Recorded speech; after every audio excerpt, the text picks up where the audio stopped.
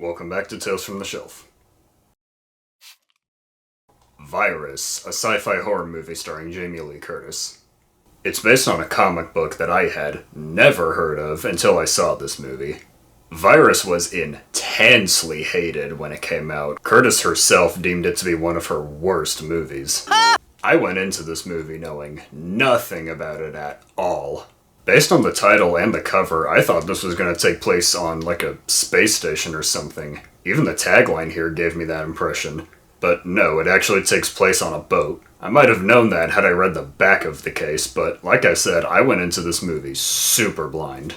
A bunch of sailors escape a storm and come across a Russian ship whose crew has mysteriously disappeared, quote unquote. I actually really like the boat setting in this movie. Being isolated in the middle of water where nobody can help you is a really scary concept, harkens back to stuff like Jaws. After restoring power, they discover that the entire ship's computer system has been taken over by a hostile, energy-based alien life form, who wants to kill them all and use their bodies for spare parts. Once this grand revelation happens, the movie becomes a showcase for some amazing special effects. So many half-human, half-machine creatures start popping up, and they look great. H.R. Geiger would have shed a tear. It turned out this is another movie that Tippett Studios worked on, which explains a lot. These are some very complicated designs that the movie pulls off quite well. Even the handful of CG looks decent, and it fits the movie pretty well, actually. In fact, it turns out the effects were the whole draw behind the movie's existence. The comic was initially written as a script for a movie in the early 90s, but they felt the effects weren't possible yet, so the effects and designs really were the whole reason behind this movie's creation. But while the effects are good, everything else is admittedly pretty lacking. The story and characters are extremely by the numbers, and some of the acting feels wooden.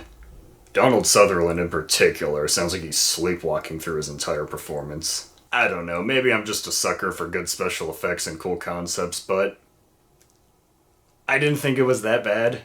Just kinda generic, which is a shame. People should see this movie, if only for the effects. Also, there was a line of action figures released to promote the movie, as well as a PlayStation 1 video game, but only released in Europe, so I can't play it. I've heard the game has nothing to really do with the movie, though, which is bizarre. This isn't a good movie, I can admit that. But I don't think it's horrible either. I think it's way better than some of the critical response at the time makes it seem.